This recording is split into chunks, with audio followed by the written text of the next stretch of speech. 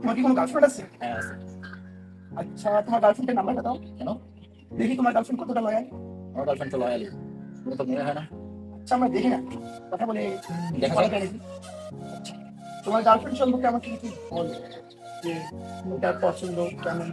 গার্লফ্রেন্ডের নাম হচ্ছে মিম, হয়তো বাসা, পছন্দের রং হচ্ছে সবুজ। ওকে, আর একটু তুমি শুধু ফেসবুকে ওর ছবিটা দেখো। Phone number. ওকে, ভাইয়ের গার্লফ্রেন্ডের নাম্বার পাওয়া গেল। দেখি, কল দিই। চলো।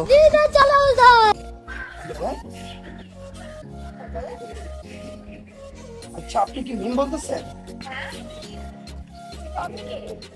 আমাকে আপনি চিনবেন না, আপনার বাসা হচ্ছে নীলফামারী। তো আমি আপনাকে ফেসবুকে অনেকদিন থেকে ফলো করি, আপনাকে আমি চিনি।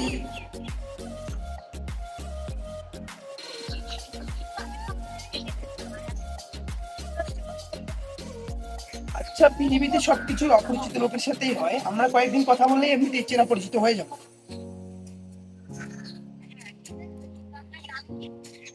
আমার নাম হচ্ছে মোহাম্মদ রাজু। তো আপনাকে আমি ফেসবুকে দেখলাম, মানে অনেকদিন থেকে আর কি ফলো করতেছি।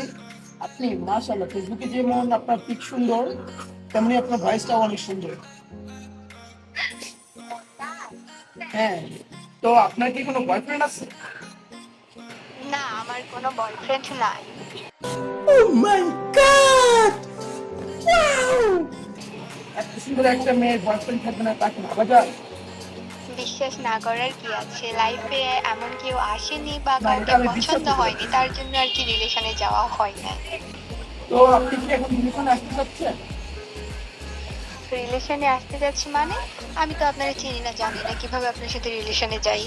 আপনি হচ্ছে গিয়ে কয়েকদিন কথা বললেই আমরা এমনিতেই চিনা পরিচিত হয়ে যাবো। হ্যাঁ, ঠিক আছে। তো আমরা হচ্ছে গিয়ে দেখা করি একদিন, তাহলে চিনতে পারবেন। কখন দেখা করবো আপনার সাথে? ওই যে চেনা পরিচিত হবো। আচ্ছা, ঠিক আছে, বলেন কোন পার্কে দেখা করতে চান?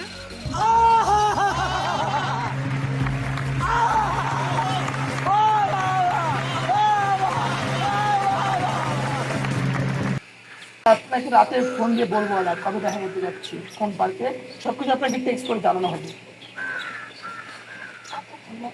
আসলে পৃথিবীতে মেয়ে মানুষ ভাই অনেক বেশি বেইমানি হয়। এই খাঙ্কি মাকে তোর কয়টা বয়ফ্রেন্ড লাগে রে? একটা দিয়ে হয় না। খাঙ্কি মাকে বেশ আছে তুই।